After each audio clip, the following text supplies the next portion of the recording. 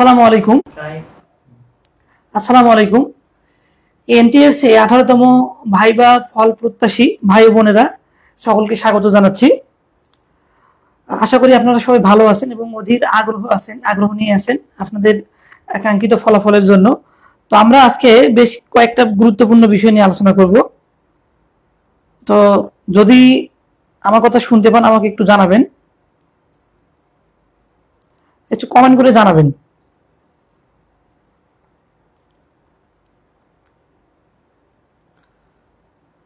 আচ্ছা, একটু কমেন্ট করে জানাবেন যদি আমার কথা শুনতে পান আমাকে। আচ্ছা, স্পষ্ট মনে হয় শোনা যাচ্ছে। তো আজকে বেশ কিছু গুরুত্বপূর্ণ বিষয় নিয়ে আলোচনা করব। তো আমি এর আগে বলছিলাম যে কথাটি আপনাকে কেউ বলেনি সেই কথাটা আমি আজকে বলবো, যে শূন্য পদের বিপরীতে এত বেশি টেকানো হইল কেন, এটা হচ্ছে প্রথম কথা।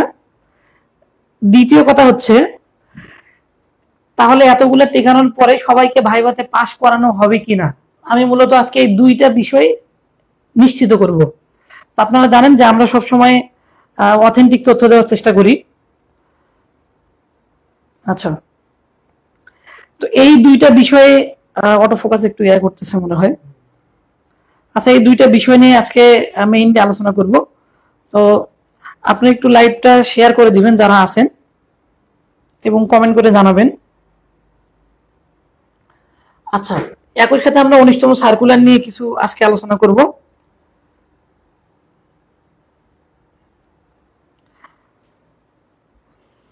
আচ্ছা, একটু সময় দিবেন, আমি একটু লাইভটা শেয়ার দিয়ে নিচ্ছি।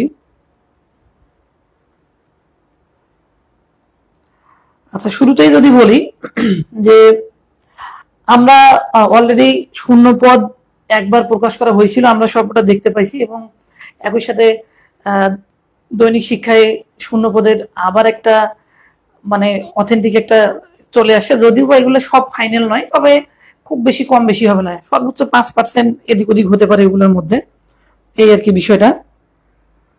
আচ্ছা, আমি একটু কমেন্ট নিব, ভাইবার রেজাল্ট কবে দিতে পারে। তো ভাইবার রেজাল্ট আমরা বিগত 15তম 16তম যদি এগুলাতে দেখি, 17তম ভাইবার রেজাল্ট খুব দ্রুত দেয়। মানে দ্রুত বলতে ভাইবা যেদিন শেষ হবে ধরেন সেখান থেকে আমরা এর আগে বলা হয়েছিল 7 দিনের মধ্যে দিবে, কিন্তু এটা হয় না। দেখা যায় যে এভারেজ 15 দিনের বেশি সময় লাগে না, অর্থাৎ 15 দিনের মধ্যে কিন্তু ভাইবার রেজাল্টটা হয়ে যায়। সেক্ষেত্রে যদি মে মাসে ভাইবা শেষ হয় বা যারা অনুপস্থিত তাদের যদি আরো কিছুদিন দেয়, তো সব মিলে বলা চলে যে জুন মাসে ইনশাল্লাহ ভাইবার রেজাল্টটা হবে। তো অনেকে বলছিলেন যে ঈদের আগে হবে কিনা, ঈদ সম্ভবত 6 তারিখে হবে। তো আমার মনে হয় এই কয়দিনে নাও হতে পারে সব ঠিকঠাক, কারণ এনটিএস এর ওনাদের বন্ধ আছে। তো সব মিলে বলা চলে যে ঈদের পর পরে 15-20 জুনের মধ্যে ইনশাল্লাহ ভাইবার রেজাল্টটা হয়ে যাবে। আর মেরিট লিস্ট যেটা আপডেট হইতে আরো কিছুদিন সময় লাগে, এরপরে 3-4-5 দিন সময় লাগে। তো আমার মেরিট লিস্টের অভিজ্ঞতা আমি একটু বলি। 15তম নিবন্ধনে থেকে শুরু করে বললো যে আজকে রাতে দিবে, কালকে রাতে দিবে, সারা রাত জেগে এই 1টার সময় দিবে, 2টার সময় দিবে, 3টার সময় দিবে। তো আশা করি যে এরকম এবারও মনে হয় যে এরকম হবে, কারণ এটা আসলে ওনাদের যে সার্ভারে আপলোড হতে সময় লাগে বেশ কিছু। আচ্ছা, এখন আর কিছু আমি একটু কমেন্ট নিব, আমি মূল আলোচনা একটু পরে শুরু করে দিব, খুব বেশি সময়ও নিব না। পাশের হার কেমন হবে, ধন্যবাদ, এটা নিয়ে আমি একটু আলোচনা করব।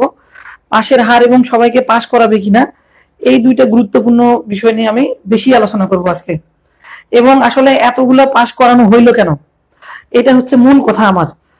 অনেকে অনেকে অনেকে উত্তর দিচ্ছেন, আমি কিছু বলি নাই এখন পর্যন্ত। তো আজকে আমি এই বিষয়টা নিয়ে আলোচনা করব আপনারা, এবং নিয়মিত ইনশাল্লাহ এরপরে নিয়মিত লাইভে আসবো আমি। আচ্ছা, আজকে আসলে একটু মনে হয় অটোফোকাস জনিত সমস্যা হচ্ছে। আচ্ছা, আর কোনো যদি আপনাদের কোনো প্রশ্ন থাকে আপনারা করতে পারেন, আমি একসাথে সবগুলো উত্তর দেওয়ার চেষ্টা করব। তো আসলে অনেকেই অনেক ধরনের তথ্য দেয়। তো আপনারা জানেন যে রবি এডুকেট থেকে বা আমি বা আমরা মূলত খুব একটা ভালো অভিজ্ঞতা হয়ে গেছে, সেটার আলোকেই কিন্তু তথ্যগুলো দেওয়ার চেষ্টা করি। এবং আলহামদুলিল্লাহ এখন পর্যন্ত যতগুলো তথ্য দেওয়ার চেষ্টা করছি সবগুলোই কিন্তু আসলে অথেন্টিক হয়ে গেছে। হ্যাঁ, মানে আসসালামু আলাইকুম প্রদর্শক পদার্থ যারা ভাইবা দিয়েছে তাদের যে পাশ করাবে, জি ইনশাল্লাহ সবাইকে পাশ করাবে। কেমিস্ট্রি লেকচারার কি সিট ওয়াইজ টিকাবে? Seat 191, viva 551। এই বিষয়গুলো নিয়ে আমি আজকে আলোচনা করব। আচ্ছা, শুরুতেই আমি শুরু করে দিলাম ইনশাল্লাহ। প্রথম কথা হচ্ছে, আমি প্রথমে এটা বলি যে এই যে আপনি প্রশ্ন করছেন যে আপনার কেমিস্ট্রিতে ভাইভাতে পাস করানো হয়েছে 191 মেবি, তো শূন্য পদ হচ্ছে মানে সরি 551 পাস করানো হয়েছে, শূন্য পদ 191। এখন আপনার প্রশ্ন হচ্ছে তো ভাইভাতে কি 200 বা 250 পাস করে বাকিগুলো ফেল করাবে কিনা, এটা হচ্ছে আপনার প্রশ্ন। তো আমরা বেশ কিছু বিশেষ করে লেকচারার পোস্ট গুলাতে এবং ভৌতবিজ্ঞান বা সহকারী মৌলবী হাতে গোনা কয়েকটা সাবজেক্ট ছাড়া আমরা দেখছি সবগুলাতেই শূন্য পদের কিন্তু অনেক বেশি পাস করানো হয়েছে, কোনগুলা 3 গুণ 4 গুণ এরকমও পাস করানো হয়েছে। প্রথম কথা হচ্ছে না, আপনার উত্তর হচ্ছে না, কারণ আপনার এই শূন্য পদের ভিত্তিতে ভাইভাতে পাস মানে পাস বা ফেল করাবে না। প্রথম কথা, আপনার যে 551 জন আপনারা ভাইভা দিচ্ছেন, আপনাদের যদি এই 551 জন যদি অন্তত কিছু বলে থাকেন, আমি এটা কিন্তু বারবার বলছি, এনটিএস এর ভাইভাটা এমন, আপনাকে 10টা প্রশ্ন করছে, আপনি যদি 3টা প্রশ্নের উত্তর দিতে পারেন আপনার পাস হবে। বিগত আমরা দেখছি যে 2টা প্রশ্নের উত্তর দিয়ে পাস হয়েছে এবং আমরা আরো দেখছি একটা প্রশ্নের উত্তর না দিতে পারেও পাস হয়েছে। তো এখন তো এর আগে তো এত শূন্য পদের বেশি এত টেকাই নেই, এটা হচ্ছে আপনাদের কথা যে তাহলে তো এর আগে এত টেকাই নেই, তাহলে এবারে হয়তো বা ফেল করাবে। তো বিষয়টা হচ্ছে দেখেন, আমরা যদি একটা পরিসংখ্যান দেখি, 16তম কথা বলি আমি, আমি যেহেতু এই একটা সাবজেক্ট হলে সবগুলো হয়ে যাবে। এখানে একটা বিষয় ছিল 16তমতে প্রভাষক পদার্থবিজ্ঞান পদে প্রায় আমার এক্সাক্ট আমি বলতে পারবো না, তারপরে 300 থেকে 400 জন পাস করানো হয়েছিল। তো তখনও কিন্তু শূন্য পদই 100-র মতোই ছিল। 17তমতে এসে কিন্তু ঘটনাটা ঘটে গেছে। 17তমতে মাত্র আমরা 108 জন ভাইবা, 108 থেকে 6 জন লেকচারার ফিজিক্সে ছিল, তো শূন্যপদ কিন্তু আরো বেশি ছিল। তো প্রথম কথা যদি আমি বলি যে এনটিএসসি কিভাবে শূন্যপদ মানে এনটিএসসি কিভাবে পাস করায়, আমি এটা আগে বলি, এটার আগে ইতিহাসটা আপনাকে জানতে হবে। এনটিএসসি এর কিন্তু একটা নীতিমালা আছে, এটা কিন্তু হ্যাঁ আছে, যেমন প্রতি বছরে একটা করে সার্কুলার দিতে হবে, নিয়োগ দিতে হবে, কিন্তু ওনারা ওটা ফলো করেন না, কিন্তু কিছু নীতিমালা ওনারা ফলো করেন। সে নীতিমালাটা কেমন, বাংলা স্কুলে পাশের হার কেমন, আচ্ছা আমি একটু আলোচনা করতেছি। আচ্ছা আমি একটু একটু কথা বলি, সেটা হচ্ছে যেটা আলোচনা করতে চাইছিলাম। আচ্ছা একটু সময় দিবেন আমাকে। আচ্ছা এটা মনে হয় চলে আসছে।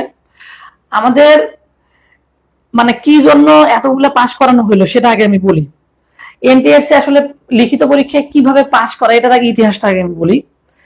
এনটিআরসি প্রতিবার যখন লিখিত পরীক্ষার রেজাল্টের পূর্ব মুহূর্তে একটা কিন্তু শূন্য পদের চাহিদা নেই, কিন্তু এটা কিন্তু চূড়ান্ত ইরিগুলেশনের মতো নয়, মানে চূড়ান্ত নয়, টাকা দিতে হয় না ওইরকম নয়।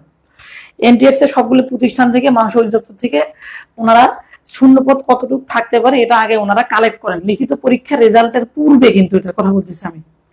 লিখিত পরীক্ষার রেজাল্টের পূর্বে মোটামুটি সার্কুলার হওয়ার পর থেকে পিলির কিছুদিন পরে বা রিটেনের আগে এরকম করে কিন্তু ওনারা একটা শূন্যপদের আইডিয়া নেন।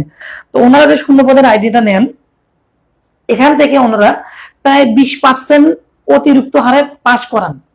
একজন বলছিল, এটা কিন্তু সত্য কথা, ওনাদের নীতিমালায় আছে, কিন্তু আমি দেখছি, আমি নীতিমালাটা আজকে দেখাইতে চাইছিলাম, কিন্তু আমি এভাবে তাড়াহুড়োর মধ্যে এতগুলো করতে পারি নাই। তো ওনারা কিন্তু এইভাবে টেকানো হয়। কিন্তু এবারে আসলে এই বিপত্তিটা কেন ঘটলো? তো এবারে আমরা তো জানি যে 20%-এর অনেক বেশি পাস করানো হয়েছে। এটার প্রথম কারণ যদি আমি বলি, গতবার যে 1 থেকে 15তম হঠাৎ করে বাতিল করে দিল সনদের মেয়াদ, আমি যদি একটু দেখাই আপনাদেরকে, আমি কিছু যদি আমি একটু লিখে দেখাই। প্রথম কথা হচ্ছে আমাদের প্রথম যে বিষয়টা সেটা হচ্ছে সনদের মেয়াদ। এই যে আমাদের সনদের মেয়াদ যখন 3 বছর মানে করা হলো আর কি, 3 বছর হইলে এটা বাতিল হয়ে যাবে। যখন সনদের মেয়াদ 3 বছর করা হইলো, তখন থেকে 1 থেকে 15তম কিন্তু অটোমেটিক বাতিল হয়ে গেল, এটা বাদ, 1 থেকে 15তম বাদ। যখন 1 থেকে 15তম বাদ গেল, এর আগের গণবিজ্ঞপ্তি গুলাতে কি হইতো, ধরেন চতুর্থ পর্যন্ত, চতুর্থতে প্রায় ব্যাক ডেট 2-2.5 বছর ছিল, 1 থেকে সবাই আবেদন করছে 16তম পর্যন্ত। তো গণবিজ্ঞপ্তির একটা নিয়মে হচ্ছে অনেকে আবেদন করবে, সবার জব হবে না। তার মানে এর পরে যে গণবিজ্ঞপ্তিগুলো আসবে, তো তাদের সেই গণবিজ্ঞপ্তির আবেদনের সময় যাতে যথেষ্ট পরিমাণ প্রার্থী পাওয়া যায় সেজন্য বেশি টেকানো হয়েছে। তার মানে আপনি কি বুঝলেন? তার মানে ফেল করাবে না, ফেল করলে তো ওই যে একই সিস্টেম হয়ে গেল। এটা হচ্ছে প্রথম কথা। মামু কেমন আছো? আলহামদুলিল্লাহ মামু ভালো আছি, তুমি কেমন আছো বলবা। আচ্ছা, ষষ্ঠ গণবিজ্ঞপ্তি আগে হতে পারে কিনা, যেটা নিয়ে আমি আলোচনা করব। আচ্ছা, এটা হচ্ছে প্রথম কথা। 2 নম্বর কথা হচ্ছে এই যে 35+ বাতিল, এটা তো ওই একই হিসাবে গেল। তো তার থেকে আমাদের বড় বিষয় কোনটা? এগুলোর থেকে আমাদের যে বড় বিষয়গুলা, সেগুলো হচ্ছে, এটা আসলে বড় বিষয় নয়। মেইন বিষয়টা কোনটা আমি সেটা বলতেছি আপনাদের। মেইন যে ফ্যাক্ট 3 নাম্বার, সেটা হচ্ছে আপনারা জানেন কিনা এবার কিন্তু 3 বছরের শূন্য পদের চাহিদা নেওয়া হয়েছে। 3 বছরের এই শূন্য পদের চাহিদা কিন্তু এবার নেওয়া হয়েছে। এই বেশি পাশ করানোর হচ্ছে এক এবং একমাত্র কারণ, সেটা হচ্ছে এটা। আপনারা জানেন কিনা জানি না, আমি জানি বেশি পাশ করানোর কারণ হচ্ছে এটা। এই 3 বছরের শূন্য পদের মধ্যে এবারে যে 1 লক্ষ সামথিং দেখা যাচ্ছে। ধরেন এই যে ভাই প্রশ্ন করছিলেন যে 551 জন লেকচারারে পাশ করানো হয়েছে কেমিস্ট্রি, এই 3 বছরে কেমিস্ট্রি যতটুকু শূন্য পদ হবে সেটারও হয়তো বা 20% প্লাস করে এই পাশটা করানো হয়েছে, সম্ভাব্য যেটা। আশা করি বুঝতে পারছেন। এর মানে কি রেজাল্ট দাঁড়াইলো?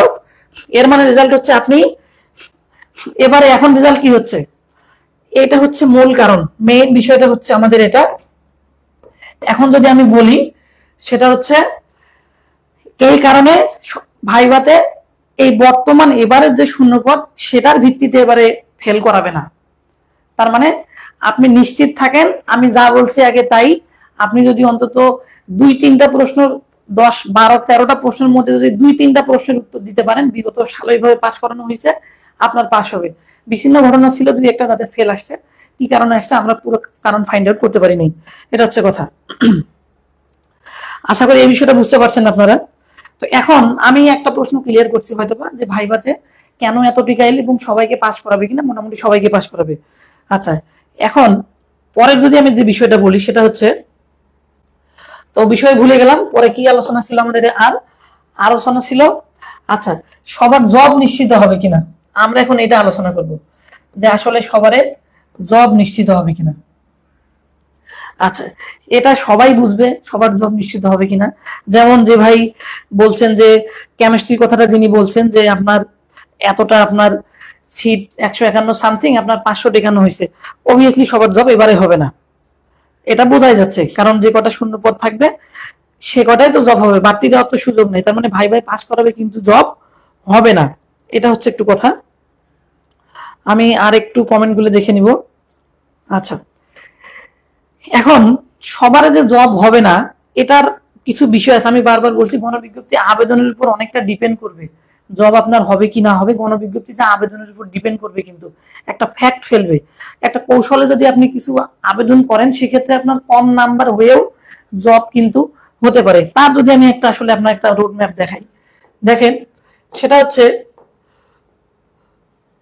আমি যদি আপনাকে একটা, আচ্ছা আচ্ছা, শূন্য পদের তালিকাগুলা আমি একটু দেখে, একটু সময় দিবেন আমাকে। আচ্ছা, ধরেন আপনি এই 40টা প্রতিষ্ঠানে আপনি আবেদন করবেন, 40টা প্রতিষ্ঠানে, এর তো বেশি করতে পারবেন না। অনেকে এটা বোঝেন না, এটা মেধার ভিত্তিতে হয় না কিসের ভিত্তিতে হয়, অনেকবার বোঝে না এই জিনিসটা। তো এই জিনিসটা আমি একটু ক্লিয়ার করবো আজকে। ধরেন আপনার মার্কস, আমি ধরলাম আপনার মার্কস হচ্ছে 60, তো আপনি 40টা প্রতিষ্ঠানে চয়েস দিতে পারবেন। এটা এটা কমন একটা কৌশল। তো আপনি যে 40টা প্রতিষ্ঠানে আপনি চয়েস দিতে পারবেন, ধরেন আরেকজনের মার্কস হচ্ছে, উনিও 40টা চয়েস দিতে পারবেন, তবে ধরেন ওনার মার্কস হচ্ছে 61। এখন দেখা গেল যে আপনি যে 40টা প্রতিষ্ঠানে আপনি আবেদন করছেন, ধরেন 1, 2, 3, এভাবে আপনি 40টা প্রতিষ্ঠানে আপনি আবেদন করছেন। এখন এই 40টা প্রতিষ্ঠানে আপনার থেকে বেশি মার্কধারী আবেদন করেনি, বা বেশি মার্কধারী আবেদন করছে কিন্তু উনি ওনার চয়েস আগের যে প্রতিষ্ঠানে ছিল সেখানে ওনার হয়ে গেছে। তার মানে কাটাকাটি করতে করতে আপনার আপনার থেকে আর কেউ বেশি মার্কধারী ছিল না, যাদের তাদের চয়েস ক্রমের পূর্বের কোনো প্রতিষ্ঠানে হয়নি, এরকম সবারই হয়ে গেছে। এখন যার 61 মার্কস, ইনি এখন 40টা প্রতিষ্ঠানে আবেদন করছেন। এই যে 1 2 3 এইভাবে চলছে 40। কিন্তু উনি এমন 40টা প্রতিষ্ঠানে আবেদন করছেন, ধরেন আপনি যেটাতে আবেদন করছেন উনি সেটাতে আবেদন করেননি। ধরেন আপনার যে 4 নাম্বার যে আপনার চয়েস ছিল, এই 4 নাম্বার চয়েসের আপনার এই যে 4 নাম্বার চয়েস আপনি যে প্রতিষ্ঠানটাতে দিছিলেন, এখানে ইনি এটাতে আবেদন করেন নাই, ইনি এটাতে আবেদন করেন নাই এই প্রার্থী। বাকিগুলোতে সবার ওনার থেকে সবার বেশি নাম্বার ছিল, তার মানে ওনার কিন্তু 61 মার্ক দিয়ে চাকরিটা হচ্ছে না। কিন্তু আপনি এমন একটা প্রতিষ্ঠানে আবেদন করছেন আপনার মার্ক কম, যার মার্কস বেশি তার 40টা প্রতিষ্ঠানে উনি সিলেক্ট হন নাই, কিন্তু আপনি যে প্রতিষ্ঠানে আবেদন করছেন উনি আবেদন করেন নাই, তাহলে আপনার এখানে জবটা হবে। এইটা কিন্তু মূল কথা। অনেকে বোঝেন না যে ইয়েস ইয়েস বাটন চাপলেই হয়ে যাবে, না, ইয়েস বাটন চাপলে কখন হবে আমি এখন এটা বলি। ধরেন আপনি ইয়েস অপশনে ক্লিক করছেন, আপনি আপনার 40টার একটা তো হয়নি। ধরেন আরেকজন প্রার্থীর আমি যদি কথা বলি, তো আরেকজন প্রার্থীর দেখা যাবে না, আরেকজন প্রার্থীর ধরেন উনি এটা প্রার্থী আমার প্রার্থী 1 ছিল, আমার প্রার্থী 2 ছিল, এটা হচ্ছে প্রার্থী 3। তো ধরেন এটা অন্য বিষয়। তো উনি যেমন ভৌত বিজ্ঞানের আচ্ছা ভৌত বিজ্ঞান কোড সম্পর্কে বলুন। জি, কোড সম্পর্কে আমি আচ্ছা ধন্যবাদ, ভালো কথা বলছেন। ইংলিশ স্কুল, আচ্ছা আমি সবগুলো এখন দেখাচ্ছি, তাহলে পাশের হারগুলো আমি দেখাচ্ছি। তো আরেকটা, আমি এটা যদিও আমার আজকে এটা আলোচনার বিষয় ছিল না, তারপর আমি একটু আলোচনা করি। ধরেন প্রার্থী আমাদের 3 নম্বর প্রার্থী, তো এই প্রার্থী 40টা প্রতিষ্ঠানে উনি মানে চয়েস দিচ্ছেন, 40টার একটা তো ওনার হয় নাই, এবং না হওয়ার পরে উনি যে ইয়েস অপশন ছিল সারা বাংলাদেশের যে কোনো জায়গায় ওনাকে ওখানে দিয়ে দিছে। এখন ধরেন ইনি যে 40টা প্রতিষ্ঠানে আবেদন করছিলেন, ধরেন ভৌত বিজ্ঞানের কথা বলি, যেহেতু ভৌত বিজ্ঞানের পোস্ট অনেক বেশি, প্রার্থী কম ভৌত বিজ্ঞান। তো ভৌত বিজ্ঞানে ইনি যে 40টা প্রতিষ্ঠানে আবেদন করছেন, এই 40টা প্রতিষ্ঠানে অন্য কেউ আবেদন করছে, তাদের মার্ক বেশি, এনার হয় না এই 40টাতে। এখন দেখা যাচ্ছে যে যতজন আবেদন করছেন দেওয়ার পরে আরো 10-15,000 10,000 সিট খালি আছে, তখন এই 10,000-এর মধ্যে যে কোনো এক জায়গায় এই প্রার্থীকে দিয়ে দিবে। এটা হচ্ছে ইয়েস অপশনের কাজ। আপনার যদি না থাকে তাহলে কোনো কাজ হবে না, বা এটাতেও হতে পারে। এক্ষেত্রেও মনে করেন যে কোন একটা প্রতিষ্ঠানের তো এনার কোথাও হয় নাই, কিন্তু প্রতিষ্ঠান খালি ছিল, ওখানে কেউ আবেদন করে নাই, সেক্ষেত্রে তাকে ওই প্রতিষ্ঠানে দিয়ে দিবে। এটা হচ্ছে বিষয়। তো আমি এরপরে যদি আমি নেক্সট একটু আলোচনা করি, এখন আমি একটু শূন্য পদগুলো নিয়ে আলোচনা করব। তো আমি যদি একটু শূন্য পদগুলো নিয়ে আলোচনা করি, একটু আমাকে সময় দিবেন। আচ্ছা, নেক্সট কন্টেন্ট। আচ্ছা, আমি যদি এবারে একটু শূন্য পদগুলো নিয়ে যদি একটু আলোচনা করি। আচ্ছা, এখানে আমি দেখাচ্ছি, দেখেন আমাদের, আচ্ছা আপনারা যদি স্পষ্ট দেখতে পান আমাকে একটু জানাবেন। তো আমাদের মোটামুটি এগুলা সহকারী শিক্ষক পদের আমাদের শূন্য পদের তালিকা, যদি স্পষ্ট দেখতে পান আমাকে একটু জানাবেন। আচ্ছা আচ্ছা, তো এখন বিষয়টা হচ্ছে, তো এটা মোটামুটি এগুলোর থেকে খুব একটা কম বেশি হবে না। যেমন এর আগে আমরা যেটা গুনছিলাম, যখন শূন্য পদের ওয়েবসাইটে দিল তখন মনে হয় এর থেকে কিছুটা কম ছিল, তো এখানে কিছু বাড়ছে, তো খুব একটা কম বেশি হবে না এগুলাতে। এখন তো আমাদের এগুলো আপনারা হয়তো সবাই দেখছেন, যেমন এই যে বাংলায় এই যে 3,888টা, এরপরে ইংরেজিতে 5,431, এরপরে আমাদের এই যে ইসলামের ক্ষেত্রে ভৌত বিজ্ঞানে প্রায় 13,098টা পদ, কিছুটা কম বেশি হবে, কিন্তু চারুকারিতে অনেক, তো এরকম আছে আর কি। এটা হচ্ছে আমাদের স্কুলে। আর এরপরে যদি আমরা কলেজেরটা দেখি, প্রভাষক পদের দেখেন, আমি এটা একটু দেখাই। তো প্রভাষক পদে আমাদের আচ্ছা, আমাদের প্রভাষক পদে কিন্তু দেখেন, আচ্ছা এটা তো মনে হয় এটা, আচ্ছা প্রভাষক পদে আসতেছে না কেন,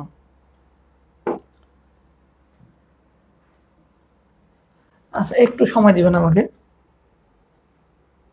কলেজ, আচ্ছা দেখেন আমাদের, আচ্ছা কেটে যাচ্ছে এটা। আচ্ছা তার আগে আমি একটু কথা বলি। যেমন দেখেন, যেমন আমাদের বাংলায় ভাইবা প্রার্থী ছিল দেখেন 6263 জন। তো এখানে কিন্তু পাস পাস করছে কত দেখেন বাংলায়। বাংলায় যদি আমরা দেখি, যেমন এখানে দেখেন বাংলায় আমাদের, এটাতে একটা ধারণা হলে হয়ে যাবে। তো বাংলায় শূন্যপদ ছিল দেখা যাচ্ছে যে 38,048, সামান্য কম বেশি হবে, খুব না, 2-4%। তো ভাইবার প্রার্থী ছিল 6,000। তার মানে এখানে কিন্তু বোঝা যাচ্ছে সবারে জব হবে না। তবে এখানে কিছু বিষয় আছে, অনেকে ভাইবা অ্যাটেন্ড করেন না, ওনারা অন্য জায়গায় জব করেন। আবার দেখা যাচ্ছে ওই যে 40টা প্রতিষ্ঠান চয়েসের ক্ষেত্রে একটা ঝামেলা হয়ে যাবে।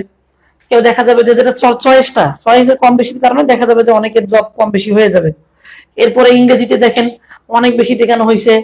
গণিতে গণিতে মোটামুটি সবারই জব হবে, কারণ এখানে যে 3-400 গ্যাপ আছে, ওনারা অনেকে জব করেন, ভাইবা দেন নাই। তবে চয়েসের কারণে অনেকের আবার জব নাও হতে পারে, এটা হচ্ছে একটা বিষয় আছে। চয়েস ভুল হওয়ার কারণে কম মার্কসে জব, মানে বেশি মার্কসে জব হবে না। ভৌত বিজ্ঞান দেখেন মাত্র, এটা কিন্তু সংখ্যাটা কম হবে, 3900 হবে না, কারণ এখানে এর মধ্যে আপনার যে টেকনিক্যাল স্কুল আছে আর কি, সহকারী শিক্ষক পদার্থ রসায়ন, এটাও আছে। তো এটা কিন্তু আলাদা করা সম্ভব হয় নাই, কারণ ওখানে মানে ভাইভাতে যে ভৌত বিজ্ঞানের ব্যাপার দিছিল ওইভাবে আলাদা করা সম্ভব হয় না। এখানে এখান থেকে ধরেন আরো 400-500 বাদ যাবে, এখান থেকে 500-600, প্রায় 3200 মতো হবে। তো এরকম আর হচ্ছে আমাদের বিষয়টা। তো এখন আমাদের কথা হচ্ছে, তার মানে আমরা বুঝলাম যে আসলে এখানে অনেকগুলো বিষয় জড়িত। আচ্ছা তাহলে আপনার লাস্ট কথা, তো আপনি শেষ কথা হচ্ছে এই যে রসায়নটা নিয়ে আমি একটু কথা বলি, ফিজিক্স নিয়ে কথা বাদ।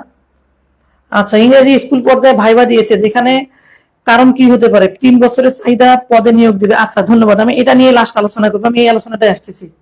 আচ্ছা 3 বছরের ঘটনাটা কি এখন, ইংরেজি স্কুল পর্যায়ে এত, আচ্ছা আচ্ছা 3 বছরের যে ঘটনাটা, সেটা নিয়ে যদি আমি একটু কথা বলি টেকনিক্যাল, আচ্ছা টেকনিক্যাল নিয়ে বলতেছি।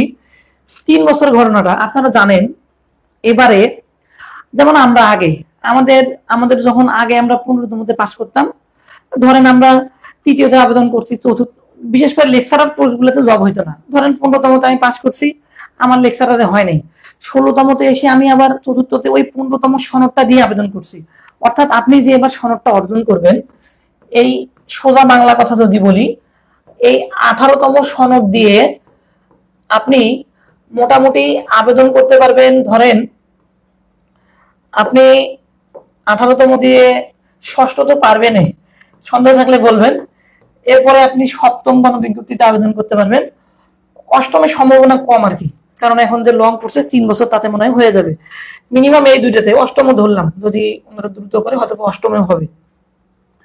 ধরেন আপনার এবার জব হলো না, আমি বলি আপনার এবার জব হলো না, তাহলে আপনি এই 7ম গণবিজ্ঞপ্তিতে গিয়ে 19তমদের সাথে আবার আবেদন করবেন। তো আমরা এর আগে দেখছি যে যাদের মানে আগে হয় নাই, মোটামুটি পরে গিয়ে সবারই কিন্তু জব হয়ে গেছে কোনো না কোনো বার। তো যেমন সুবিধা দেখেন, যেমন এবারে ফিজিক্সের মানে লেকচারের প্রশ্নটা যথেষ্ট সহজ ছিল, কিন্তু এর পরের বার কিন্তু প্রশ্নটা কি হবে, অবভিয়াসলি কঠিন হবে। তার মানে এবারে ধরেন ফিজিক্সে, আমি যদি ফিজিক্সের একটু পরিসংখ্যানটা যদি একটু বলি, আমাদের এই ফিজিক্স লেকচারার, হ্যাঁ এই ফিজিক্স যে আমাদের হচ্ছে লেকচারার, এই ফিজিক্স লেকচারারে আমাদের শূন্য পদ মোটামুটি 150। এখন ভাইবা পাস, ধরেন ভাইবা পাস হচ্ছে এই মোটামুটি 500, কত ছিল লেকচারার, 400 সামথিং, মনে হয় 450, ধরেন 400 ধরলাম, অনেকে ভাইবা দেয়নি। এটা হচ্ছে আমাদের সংখ্যাটা 150 জনের পরে। তার মানে কত জনের জব হচ্ছে না এখানে, 250 নাকি। তার মানে এই 250 জনের জব এবার হবে না।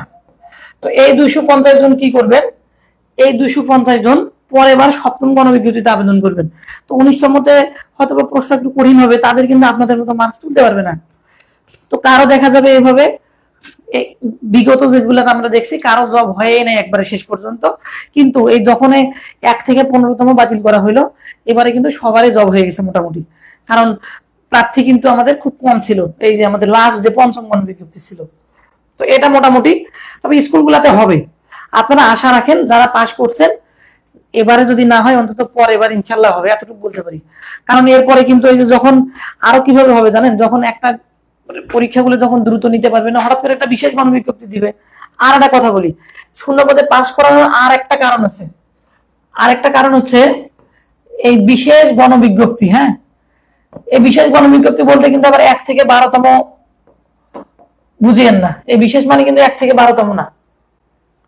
ধরেন 19তম সার্কুলারটা নিয়ে 20তম অনেক দেরি হয়ে যাচ্ছে, শূন্যপদ অনেক বেশি, হঠাৎ করে একটা বিশেষ গণবিজ্ঞপ্তি দিয়ে দিল, যারা মনে করেন যে এখানে আবেদন করবে কে কে, 18, 19, ধরেন 18 তো একবার আপনারা ষষ্ঠতে আবেদন করছেন, 19 ধরেন একবার সপ্তমে আবেদন করছেন, আপনারা আবার 2টাতে আবেদন করছেন, করে একটা বিশেষ দিয়ে দিল, শুধু আপনাদের পাস করাই আছে, মানে পরীক্ষা নিতে দেরি হচ্ছে আপনাদের থেকে, মনে করেন যে একটা গণবিজ্ঞপ্তি দিয়ে, তার মানে এই যে 250 জনের জব হচ্ছে না, তাদের কিন্তু সেবার জব হয়ে যাবে। এনটিআরসি তে এখন সনদ পাওয়া মানে মোটামুটি একটা জবের নিশ্চয়তা, সেবার যদি নাও হয়, বিশেষ করে লেকচারার পোস্টগুলোতে পরের বার ইনশাল্লাহ হয়ে যাবে। তো এই মোটামুটি আমার আজকের যে টোটাল যেটা আলোচনা ছিল, তো এটাই, আমি আসলে আর আলোচনা করতে চাচ্ছি না। আচ্ছা, পরিদর্শক সবারই জব হবে।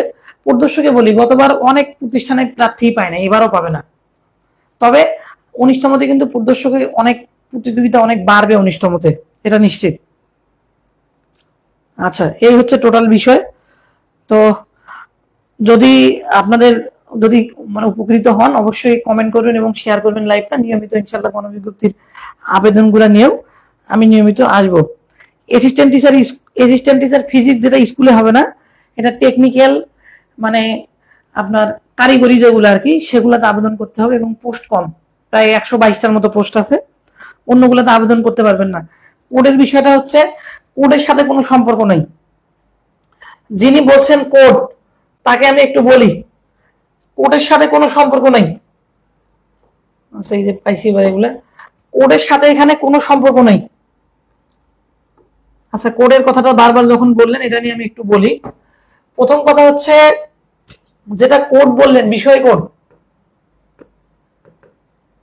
এই বিষয় কোড 319 না কি থাকে এটা আমার দেখার বিষয় নয়। আপনার যদি সনদে বা এডমিটে যদি অ্যাসিস্ট্যান্ট টিচার ফিজিক্স অথবা কেমিস্ট্রি লেখা থাকে, ভালো করে বুঝবেন, অ্যাসিস্ট্যান্ট টিচার ফিজিক্স অথবা অ্যাসিস্ট্যান্ট টিচার কেমিস্ট্রি, তাহলে আপনি টেকনিক্যাল গুলোতে আবেদন করতে পারেন, আদারওয়াইজ কোনো ওয়ে নেই। আর যদি আপনার সনদে বা এডমিট কার্ডে অ্যাসিস্ট্যান্ট টিচার ফিজিক্যাল সায়েন্স লেখা থাকে, তাহলে আপনি মানে স্কুল বা মানে মাদ্রাসা আবেদন করবেন জেনারেল, এটা হচ্ছে মূল বিষয়, এর সাথে কোনো সম্পর্ক নেই। তো এই আর কি, আজ এ পর্যন্তই। আর আমাদের মোটামুটি মনে হয় যে যেগুলো আপনাদের জানার ছিল সবই মোটামুটি আলোচনা করছি আমি। তো আজকে আমি লাইভটা ক্লোজ করব, এবং নিয়মিত ইনশাল্লাহ আবেদনে যে ভুলগুলো হয়, ভুলগুলোর কারণে জব হয় না, এগুলো নিয়ে আমি বিস্তারিত আলোচনা করব। সে পর্যন্ত আমাকে সবাই সময় দিবেন। সমাজ বিজ্ঞানে সহকারী পদ কি 19 শূন্য পদ থাকবে? সমাজ বিজ্ঞানে আমরা তো দেখলাম যে সমাজ বিজ্ঞানে থাকবে, না থাকা নয়, সমাজ বিজ্ঞানেও থাকবে। হ্যাঁ, আচ্ছা, সমাজ বিজ্ঞানে কিন্তু দেখেন, সমাজ বিজ্ঞান 75 শূন্য পদ, এটা প্রভাষকের। হ্যাঁ, আর যদি আমরা সহকারী শিক্ষকটা দেখি, তাহলে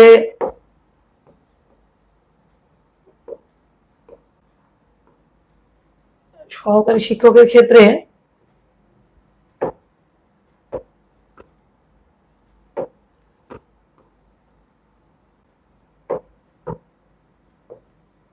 সহকারী শিক্ষক সমাজ বিজ্ঞানে শূন্যপদ দেখতে পাচ্ছি 1721। তবে পাশ করাইছে কিন্তু অনেক, ভাইবা প্রার্থী ছিল দেখেন কত এখানে,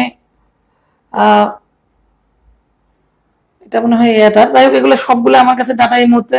সামাজিক বিজ্ঞানে ছিল 4115 জন, মোটামুটি এটাই হবে, 4115 জন ছিল সামাজিক বিজ্ঞানে। সেখানে কিন্তু আমাদের 1721টা শূন্য পদ আছে, তার মানে মোটামুটি প্রায় 3 গুণের মতো, 3 গুণের একটু কম। সবারে জব হবে না, আশা করতেছি এর পরের বার বা তারপরে বার আশা থাকেন, আশায় নিয়ে থাকেন, ইনশাল্লাহ চাকরি হবে, একটা সনদ পাচ্ছেন, জব হবে। এই হচ্ছে বিষয়। পদার্থবিজ্ঞান প্রভাষক কত মার্কস পেলে জব হবে, এটা বলার কোনো ওয়ে নেই। আচ্ছা, কেন ওয়ে নেই আমি আপনাকে বলি। আচ্ছা, বললেন যখন কথাই যে আপনারা থাকেন, সমস্যা নেই, ইনশাল্লাহ সবগুলা প্রশ্নের উত্তর দিতে পারবো ইনশাল্লাহ। আপনাদের যত প্রশ্ন আছে সবগুলার উত্তর দিতে পারবো। আচ্ছা, এখন আপনি যেটা বললেন সেটা হচ্ছে কত মার্কসে চাকরি হবে, এটা লিখতে ভুলে গেছিলাম আমি, আজকে যেটা দিব এটা মনে নাই আমার। কত নম্বরে ধরেন প্রভাষক পদার্থবিজ্ঞানে জব হবে, প্রভাষক কে জব হবে। আচ্ছা, এটা আমি কেমনে বুঝবো কত নম্বরে হবে? এইটা ওই যে আপনার পোস্ট কত, 0 পদ ধরেন 150, পাস ভাইবা কত, ভাইবা ধরেন ভাইবা পাস কত 400। তো এটা হচ্ছে আমাদের, এটা হচ্ছে 0 পদ কত 150, ভাইবা পাস করছে 400 জন, এখন কত নাম্বারে চাকরি হবে? এখন এটা যদি একটা সোজা বাংলা, সব থেকে যদি সোজা কথা বলি, সেটা হচ্ছে সর্বোচ্চ মার্কধারী 150 জন। যদিও বা আমি কেন এটা বলছি, শুধু সর্বোচ্চ মার্কধারী হলেই হবে না, এটা কিন্তু আমি আগে আলোচনা করছি। 6 উপরে সর্বোচ্চ মার্কস পাওয়ার পরে অনেকের জব নাও হতে পারে। এখন সর্বোচ্চ মার্কধারী বলতে কি, ধরেন 150 জন, এই 400 জনের মধ্যে আমি যদি একটা সোজা যদি একটা কথা বলি, এই 400 জনের মধ্যে আমাদের, এই 400 জনের মধ্যে 150 জনের নম্বর, যে সর্বোচ্চ নম্বর হচ্ছে 80+, তার মানে 80-র কম কারো জব হবে না। এখন আমি এটা কেমনে বুঝবো? যারা পাস করে নাম্বার পাইছে তাদের থেকে বুঝতে হবে। এখন ধরেন বা এটা বাদ, এটা এবার নয়, এই 150 জনের মানে সর্বোচ্চ মার্কধারী কথা বলতেছি, এনারা কিন্তু সর্বোচ্চ মার্কধারী। 150 জনের নম্বর হচ্ছে, কম করে দেখি, 55, 65 হয়ে গেছে। আচ্ছা, আমি একটু কমে দেই, তাহলে মনে করেন যে 55, এই 55 আর কি, এটা হচ্ছে, তার মানে এই সর্বোচ্চ এরা এই রেঞ্জের মধ্যে ছিল, তার মানে মানে যার 56 বা এতেই জব হয়ে যাবে। এটা মোটামুটি ডিপেন্ড করবে যে কতজন আপনার সাবজেক্টে প্রশ্ন কতটা সোজা হয়েছিল, আপনাদের মোটামুটি সবাই কতটা অ্যান্সার করছে, কতগুলো মার্কস তুলতে পারে। প্রশ্ন সোজা হয়েছে, মার্ক বেশি, প্রশ্ন কঠিন, মার্কস কম, কম মার্কসে হবে, এটা হচ্ছে বিষয়।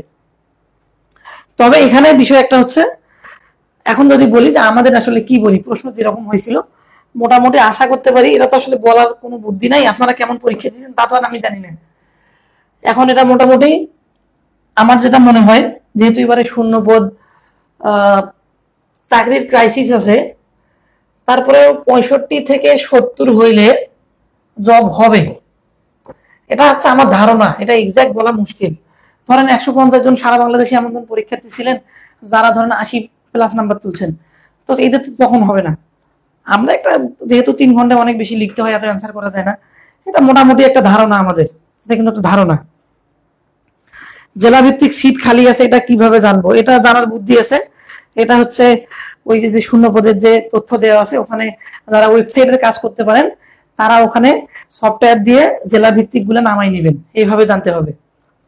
তো আমাদের আইসিটি স্যার আছেন খুব দক্ষ, আপনারা যদি চান স্যারকে আমি লাগাই দিব এখানে, স্যার অবশ্য আসবেনও, একদম সরাসরি উনি দেখাই দিবেন যে কোন জেলায় কোন, একদম সব স্পেসিফিক ভাবে আলাদা আলাদা করে উনি দেখাইতে পারবেন। ওয়েবসাইট থেকে ওনারা ডাটাগুলো কালেক্ট করে এভাবে করতে পারেন। তা আমার দ্বারা এই মুহূর্তে হবে না। হ্যাঁ, এই হচ্ছে বিষয়। তো আমি মোটামুটি লাইভটা ক্লোজ করে দিব, অনেক আসলে দেরি হয়ে গেছে। তো আর একটু কথা বলে নেই আমাদের। আচ্ছা, এটা ডেস্কটপে আসছে। আচ্ছা, এখন আর লাস্ট যে বিষয়টা সেটা হচ্ছে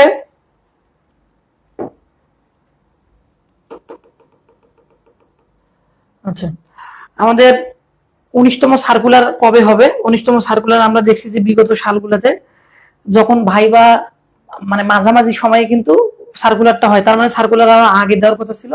আশা করতেছি এই মাসে যদি নাও হয় 1 থেকে 12তম এগুলা নিয়ে আপনি ষষ্ঠ গণবিজ্ঞপ্তি বদলি এবং 1 থেকে 12তম নিয়ে আমি আরেকদিন আলোচনায় আসবো।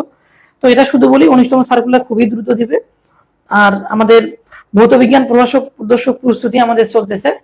আপনাদের যারা এখনো ভর্তি হন নাই, আমাদের এমন একটা প্ল্যাটফর্ম আলহামদুলিল্লাহ যে এবারে যে প্রভাষক পদে যারা পাশ করছেন, এর আমি শুরুতে বলছিলাম যে সিংহভাগ আমাদের থাকবে এবং আমাদের হবি এডুকেটর কোর্স থেকে প্রায় সবাই মানে প্রায় এখানে 200+ এখন পর্যন্ত আমরা যাদের সরাসরি জানছি, আমাদের কোর্সে সরাসরি যারা ছিল, এবং ভৌত বিজ্ঞানে তো অগণিত পাশ, এবং আমরা অসাধারণ করে আমরা প্রোগ্রামটা চালাচ্ছি। আপনারা জানবেন যে আমাদের এই প্রোগ্রামটা আপনারা যারা এখনো ভর্তি হন না, এবং আমাদের মহামূল্যবান বইগুলা থাকতেছে, বই খুঁজে পাচ্ছি না। আচ্ছা, যাই হোক, আচ্ছা, তো এই আর কি, আজ এ পর্যন্তই। তো আজকে আর কথা বাড়াবো না, সবাই ভালো থাকবেন। নেক্সট দিনে আমরা কোনো একটা বিষয় নিয়ে আলোচনা করব। সবাই ভালো থাকবেন, আসসালামু আলাইকুম।